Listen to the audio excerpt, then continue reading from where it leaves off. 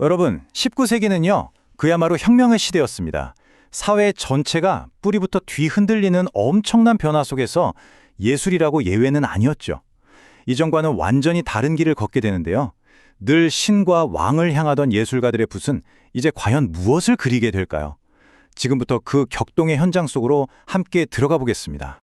프랑스 대혁명과 산업혁명, 이 두 개의 거대한 폭풍이 화가들의 캔버스를 어떻게 뒤흔들어 놨을까요? 지금부터 그 흥미진진한 여정을 한번 따라가 보시죠. 모든 것의 시작은요, 바로 파괴였습니다. 수백 년 동안 예술의 유일한 고객이자 후원자는 신과 왕이었잖아요. 그런데 혁명의 불길이 이 낡은 질서를 그냥 완전히 무너뜨려 버린 겁니다. 이제 예술가들은 스스로에게 물어야만 했어요. 우리는 대체 무엇을 위해, 또 누구를 위해 그림을 그려야 하지? 한번 상상해 보세요. 어제까지만 해도 따라야 할 규칙과 주문이 있었는데 오늘 갑자기 그 모든 게 사라진 거예요. 눈앞에는 텅 빈 캔버스만 덩그러니 놓여 있고요. 이 엄청난 자유와 동시에 막막함, 바로 이 혼란 속에서 19세기 미술의 위대한 흐름들이 태동하기 시작합니다.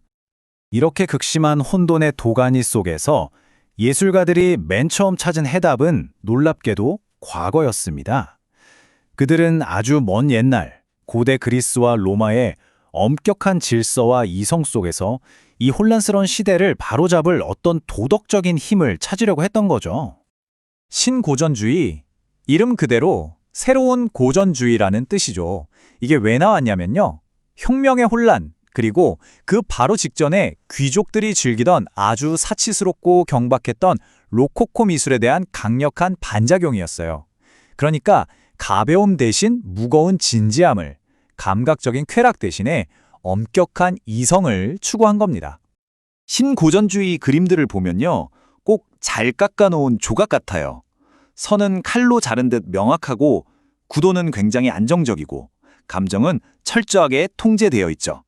자크루이 다비드의 호라티우스 형제의 맹세를 한번 보세요. 조국을 위한 숭고한 희생이라는 주제를 정말 흔들림 없는 구도와 단단한 인물 묘사로 표현하고 있잖아요. 개인의 감정보다는 국가에 대한 의무, 이게 더 중요하다라고 외치는 것 같죠? 하지만 이렇게 차갑고 이성적인 규칙만 강요하니까 당연히 반발이 터져나오지 않겠어요. 바로 뜨거운 심장을 가진 낭만주의가 무대 위로 등장하는 거죠. 이 둘의 대립, 정말 명확하죠? 신고전주의가 머리의 예술이었다면 낭만주의는 그야말로 심장의 예술이었어요. 이건 단순히 그림에서 선을 중요하게 생각할 거냐, 색을 중요하게 생각할 거냐의 문제가 아니었습니다.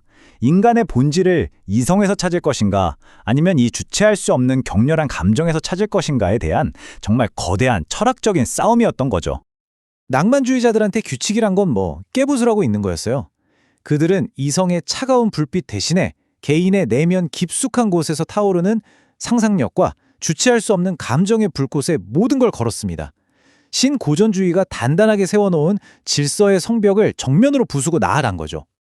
낭만주의가 뭔지 정말 제대로 보여주는 작품이 하나 있습니다. 바로 제리코의 메두사호의 뗏목인데요. 이게 그냥 상상해서 그린 그림이 아니에요. 실제로 있었던 정말 끔찍한 사건을 바탕으로 하고 있거든요.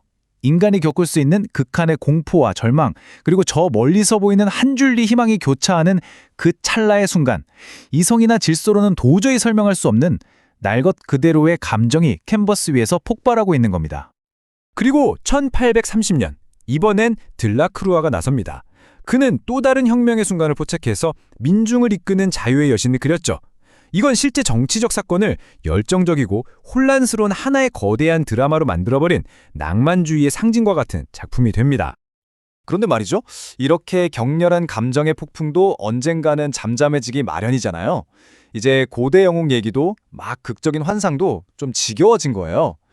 다음 세대의 예술가들은 캔버스를 들고 밖으로 나갑니다. 그리고 그저 지금, 여기, 우리가 살고 있는 이 세상을 똑바로 바라보기로 결심하죠. 하지만 막상 현실을 그리려고 보니까 그 현실을 바라보는 눈이 또 두 가지로 나뉘는 거예요. 이게 바로 자연주의와 사실주의.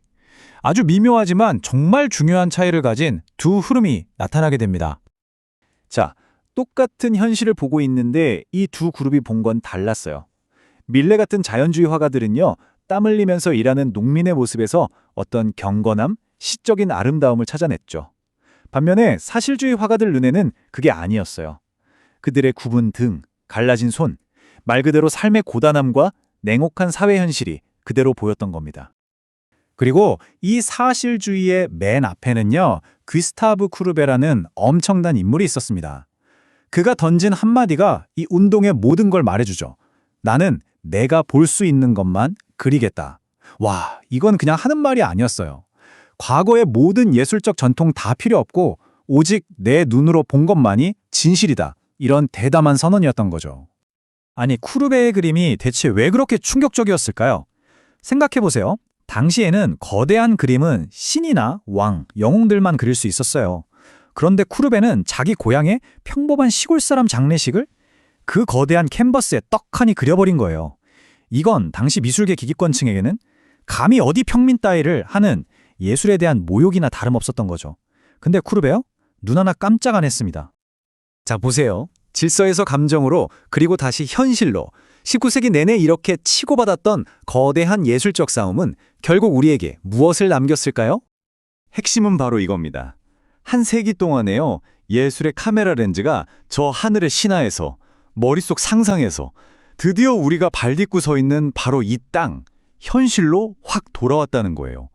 예술이 드디어 평범한 우리들의 삶 속으로 내려온 거죠. 그리고 이 모든 반항과 충돌의 역사가 남긴 궁극적인 유산, 그건 바로 이 한 문장입니다. 자신의 눈을 믿어라. 낡은 규칙 다 집어치우고 예술가들 각자가 보고 느끼고 경험한 대로 세상을 그려도 된다는 엄청난 자유를 쟁취한 겁니다. 신고전주의의 머리, 낭만주의의 심장, 그리고 사실주의의 눈. 이 거대한 반작용의 연쇄, 이제 좀 보이시죠? 이 모든 변화는 결국 하나의 질문으로 이어져요. 자, 이제 자기 눈을 믿게 된 예술가들, 그들의 다음 발걸음은 과연 어디로 향했을까요? 바로 여기서부터 우리가 아는 현대 미술의 진짜 이야기가 시작됩니다.